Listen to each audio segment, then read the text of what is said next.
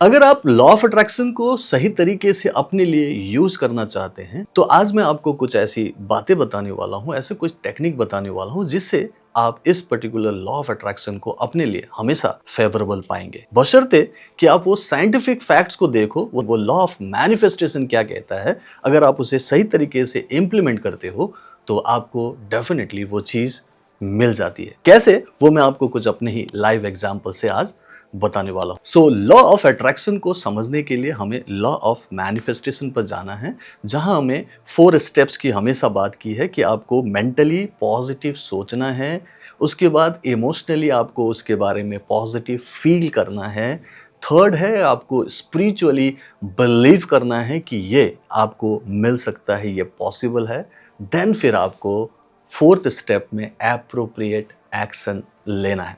इस चीज को समझने के लिए कि ये पॉसिबल है और ये कैसे मुमकिन हो सकता है, मैं आपको एक छोटा सा एक कहानी के रूप में कुछ बताना चाहता हूं कि अगर आज हम इस भारत देश में रहते हैं, हम सनातनी परंपरा में हैं, अगर हमें ज्ञान चाहिए या फिर नॉलेज चाहिए, तो अगर हम पूजा पाठ की प्रक्रिया में पूछें कि आपको किस देवी किस देवता का आह्वान करना चाहिए या किन की पूजा करनी चाहिए कि आपको ज्ञान मिले, तो आप क्या कहेंगे? ऑफ कोर्स हमें सरस्वती माँ की पूजा करनी चाहिए। तो जैसे ही हम उस एनर्जी के फ्रीक्वेंसी में आते हैं तो ज्ञान मिल रहा है, स्किल्स डेवलप हो रहे हैं, तो हमें एनर्जी उस चीज की मिलती है, इसलिए हम सरस्वती माँ की पूजा करते हैं। जैसे कि अगर मेल एनर्जी की बात करेंगे तो लोग हनुमान जी की बात करेंगे, अगर हम स्त्री शक्ति की बात करेंगे तो जैसे माँ दुर्गा, माँ काली की बात करेंगे। तो मतलब कहने का भाव है कि हमारे पास ऐसा कुछ इंस्ट्रूमेंट है, ऐसा कुछ टूल्स है, ऐसी कुछ व्यवस्था है, भगवान देवी देवता है जिनको हमने खुद सोचकर कल्पना करके उनकी पूजा करने की एक पद्धति बनाई और वहां से एनर्जी लेते हैं।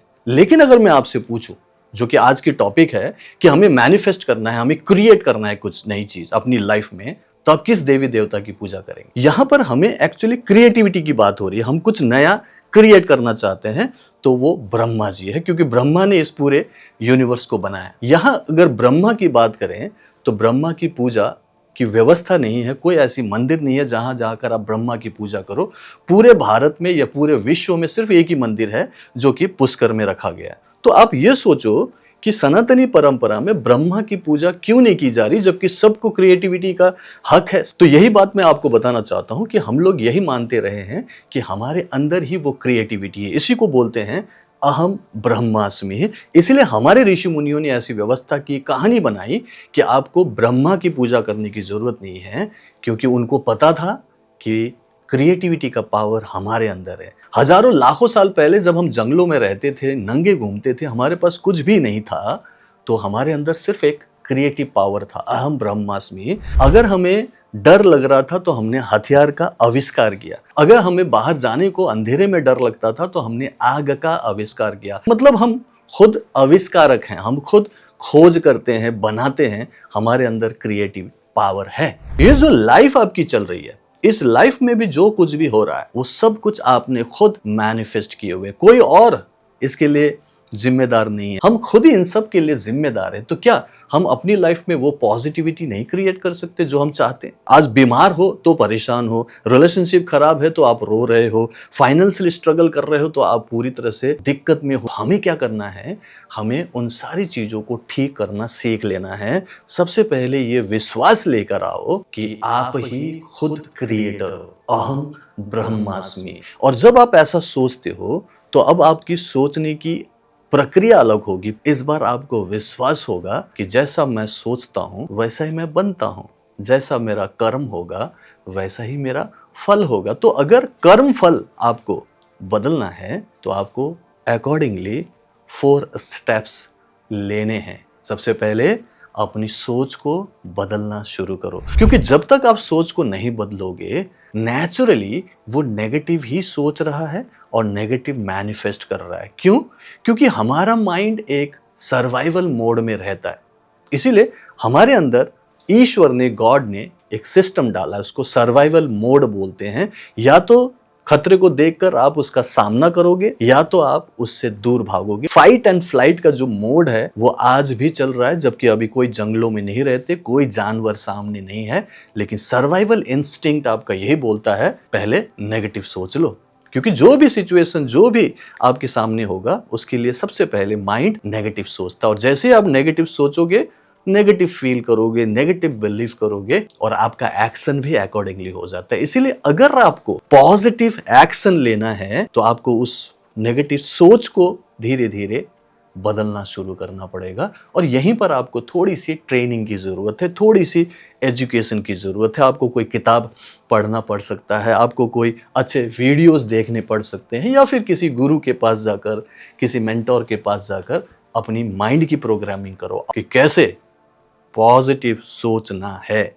वहाँ से आप पॉजिटिव मैनिफेस्टेशन कर सकते हो। सो ये अहम ब्रह्मास्मि का जो भाव है वो आपके अंदर अब बस जाना चाहिए, क्योंकि जो कुछ भी आपकी लाइफ में अब तक हुआ आप ही जिम्मेदार हैं, और अब इससे आगे भी जो कुछ होगा आप ही जिम्मेदार हैं। तो उसके लिए अपने अंदर वो पॉजिटिविटी क्रिएट करो, अच्छा भाव रखो, और धीरे धीरे आप जो चाहे मैनिफेस्ट कर सकते हो। और ये धीरे धीरे ही होगा, कोई भी रातों रात नहीं होता। कंटिन्यूटी में विश्वास करके वो 4 स्टेप्स लेते रहने होंगे, तब तक लेते रहने हैं जब तक आपको एक्चुअल आपके अनुसार वो रिजल्ट दिखने ना लगे। तो ये स्टेप बाय स्टेप फॉर्मूला है। जैसे जैसे आप पॉजिटिव होते हो, अहम ब्रह्मास्मि सोचते हो, यस ये पॉसिबल है, कोई ना कोई तो बना है, कोई ना कोई तो कर रहा है, मैं भी कर सकता हूं, जब आप ऐसे सोच के करते हो तो आपको वो सामने मैनिफेस्ट होते हुए दिखता है। छोटी मोटी चीजें आपको मैनिफेस्ट होते हुए दिख जाएगा, लेकिन जब हम लॉन्ग टर्म की बात करें,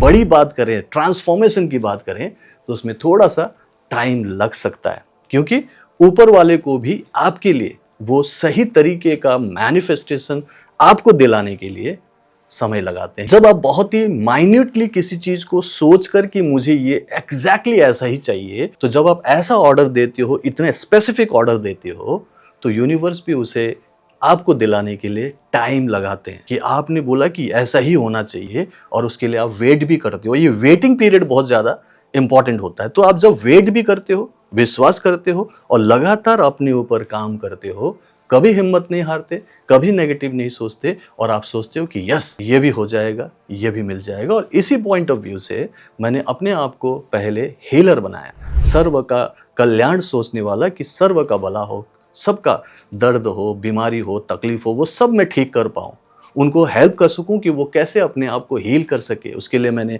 मास्टरी की, मैंने उन लोगों को सिखाना शुरू किया, लेकिन स्टेप बाय स्टेप किया। 2016 से लेकर अब तक इस 10 इयर्स में मैंने देखा कि मैं अभी मोर देन 60 कंट्रीज में पहुंच चुका हूं, और अब तक 3 लाख से ज़्यादा लोगों को प्रभावित कर चुका हूँ पॉजिटिविटी के साथ।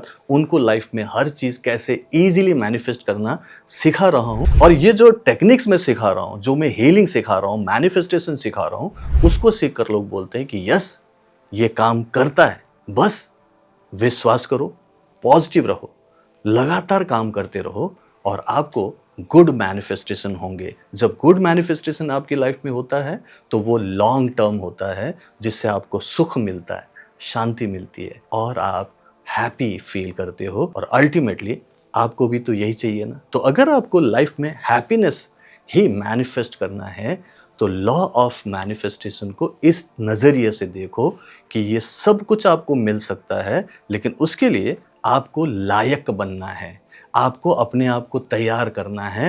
अंग्रेजी में कहावत है ना, फर्स्ट डिजर्व देन डिजायर। तो आपको डिजर्विंग बनना है, और फिर वही आपको मैनिफेस्ट होगा, बट स्टेप बाय स्टेप होगा, थोड़ा सा वेटिंग पीरियड होगा।